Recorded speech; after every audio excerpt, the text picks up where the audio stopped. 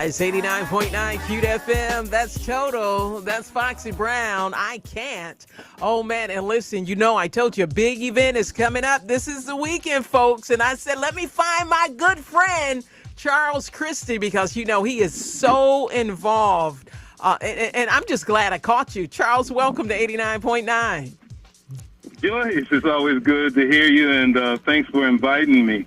Well, and I'm just surprised because I know you got your boots on the ground.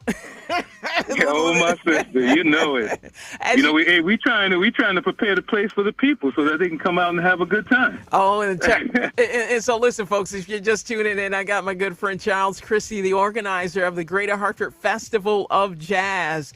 And so what are we looking at? Every year, let me just say this, Charles, every year is absolutely phenomenal. So kudos to you, kudos to the board, kudos to the volunteer.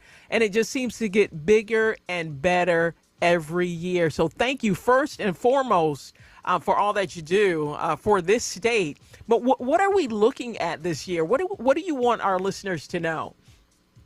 So first and foremost, Joyce, what's so cool is that the mission statement of the board, is to create a world-class jazz festival and then enrich the lives of the people of Hartford and then have an economic impact. We've been able to do all three. So we have a world-class festival. It's the largest in New England. Some say it's the largest in the United States as a free jazz festival. And on top of that, when it comes to enriching the lives of folks, so as I walk around the park and I meet people, I meet families, and they don't even come up front. They're on the outskirts, just sitting there with their family, enjoying the free music and reading books, drinking wine, and talking to each other and communing with their family. So that's huge to me. And then third, the economic impact. Hotels are packed, restaurants are packed. So we're doing what you're supposed to do when you say you want to make an impact on your community. Oh, man. And you certainly have your thumb on the pulse of our community. And, it's such a diverse community, too, Charles, as you bring everyone together, all cultures, all backgrounds, just coming together as a melting pot right there in Bushnell Park. And, folks, if you're just tuning in, if you don't know what we're talking about the Greater Hartford Festival of Jazz. It goes on this coming weekend, kicking off Friday, Saturday, and Sunday. And now you're a board of, and talk about the lineup. You're a board of volunteers. How do you even get that done? Oh, so I'd like to jump back so people can get a real clear idea. So the board of the Greater Hartford Festival of Jazz invited me in 28 years ago to turn it into a festival because it was just a music piece at that point. I started with one vendor, and if you fast forward to today, we have over 80 vendors. And again, to pull it off, in the beginning, I actually did each job in this event myself, right? So therefore, I understand how it works. And then the board and then the volunteers came in, and our board is a true working board. Everyone on the board has a position within the event. Oh. And so when we say we produce it and there's no paid salary, that is correct. And what it is that most people love, not only the music, they love the city of Hartford, and they're willing to commit. And the commitment is what gets it done. So I have committed members that are willing to help. And otherwise, this wouldn't happen. Oh, you're hearing the voice of Charles Christie, over 25 years. Wow, Charles, has it been that long? Man, I remember when you started out with the Bikini Park Festival, and we were out on that little metal stage doing our thing. Yeah. And look how far you've come. We did that. Yes, sir. Yes, sir. So now looking at the lineup, phenomenal lineup, always a phenomenal lineup, bringing top artists into the state of Connecticut. What is one of the biggest challenges of trying to put on this kind of venue in a public space? Well, the biggest challenge is, again, being a nonprofit, right? And then trying to raise the money to put on a world-class festival. There's other folks that have budgets over $1 million, and we put this all together for people under $600,000, and yet we have one of the top sound systems in the country. We have video. We have interaction. I mean, it's sort of amazing what you can do when you have committed people. Oh, and shout out to all the volunteers that make this happen. Listen, folks, you've got the voice of Charles Christie. As he prepares for the Greater Hartford Festival of Jazz, I dare say one of the largest free music festivals in the nation that's getting ready to take place on this coming weekend in Bushnell Park. And now, before we get into the lineup, let's talk some logistics. What do folks need to know? Because I know I got my tent in Tent City. That's my way. Isn't that pretty cool? It is. You've got. Yeah. How did you guys come up with that idea? Not only of Tent City, but also the RSVP spots there, the front of the stage. So we wanted to help people understand that it is free, but it does cost. As I mentioned, this budget is a little over $500,000, and we have to raise it. And I do the primary grant writing, and the board members raise money where they can, and it's not easy, because some people needle nose the arts into one zone. But arts are universal. People need the arts. It's a source of comfort. It's a source of relief. It's a source of like creativity and exploration. So arts are important. And it's just hard to get folks to say, here's a perfect example that this organization has run roughly 15 years without a title sponsor. So between the people and the sponsors and people that just donate, that's how we raise the money. So we've done it that many years without a title sponsor. Like, in other words, someone walking up to us saying that they would but sponsor at $100,000, because that would be the base to make the festival work, right? So we have to make it work, piecemeal, a little at a time. But the best part of that, Joyce, is that we do it.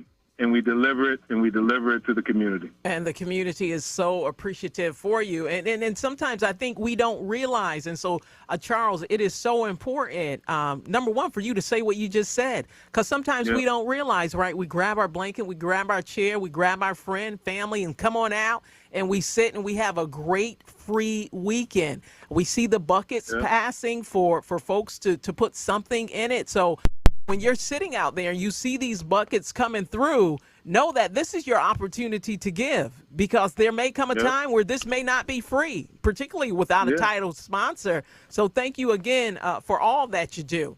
Now let's look at that. Is it able to answer one other part of your question, though? Sure. So Tent City came about when we said, okay, we were struggling with people were messing with people's lines of sight. They couldn't see those that really, really wanted to see. So we said, well, the bulk of the people in the center, we created a thought of like Tent City, right? And in Tent City, those folks now get their own visual. So they got their own giant screen. They got their own music piped into their area. And they have their own bathrooms, flushable toilets, and they had a handicapped toilet in their area. So they don't have to go anywhere. They don't have to carry a whole bunch of stuff unless they want to. So that's that. And the VIP is a whole nother animal. So that's $50, right? Think about it. 6 of your best friends, y'all can get together at $50 and get under a tent and have a private, session per se with the other 50 plus people. You know what I mean? That's beautiful. And then up front, we did the VIP, and that's a whole different animal where they get air conditioned bathrooms, parking, and a host of things just to say, hey, for your $100, we'll give you some things, and it's not overly expensive. Because I've asked people, when you go, so okay, let's use Newport. One person might spend $600-700 just to move around lightly, not even to get invested in 3 days. Oh yeah, that's just one day. Oh yeah. So, and we have something that I call it is that gem, hiding in the rough. And until people discover it and say, oh, okay, I think it's time to help these folks, it'll just keep going the way it goes, and we all, hustle, struggle, versus, okay, you guys can start your year knowing you have some money. Oh, yes. Oh, yes. Listen, folks, if you're just tuning in, you hear the voice of Charles Christie from the board. You hear it from his mouth as it relates to the Greater Hartford Festival of Jazz that's getting ready to take place this coming weekend. What else would you like the folks to know? Can they set up a tent? What are some of the logistics that you want our Yes. listeners to know? All right, so if you're out in the middle of the field, it's got to be low. It can't be anything that you know when you look back behind you, you're obstructing someone else's view. That's just rude. Let's use the word rude, and we don't want no rudeness. So if you though go on the perimeter on the outskirts, like if you remember the hill, like in front of the Capitol and all that, if you go up high on the hill, you can add your tents. There's level land up there, behind like or equal with the we have a video array like up on the hill looking at that, but nothing in the middle of the field because we'll come out and ask you to move it or we'll catch you before you set it up. It's just rude, and hey, if you're a festival goer, you know what to do. Oh, yeah. A canopy chair, a low chair, you cover yourself. It is definitely hot from 2:30 to 6:30, and then the breeze is kicking because Bushnell Park has a tremendous breeze that runs through it. And, you just have to get there. That's all. Mm-hmm. It's such a beautiful park. And thank you for saying that. Just being kind, just being kind as you come out to have a good time. And speaking about coming out to have a good time, let's take a quick look at the lineup. I know you got a lot to do, brother, and I know you running and hustling and getting ready for the weekend. Some of the big names coming up this weekend, what do you want us to look forward to? What I started doing now is so we on the website at hartfordjazz.org, we give a snippet of every single artist so that you can then plan. Like there's going to be people that plan for the whole weekend regardless, right? Then there's people that just want to say I came out to the Greater Hartford Festival of Jazz. So those folks, that's the perfect person to go to the website and then listen and say, oh, man, that's interesting. I want to see that person. So we set it up where you can, from your phone, hartfordjazz.org, you can listen to these acts. But myself, and me as a DJ, I spend a lot of time listening and making sure that this is going to be great for outdoors. And when we kick off, we're kicking off with A&R. People might not know them, but April won, the Sarabon Music Award this year.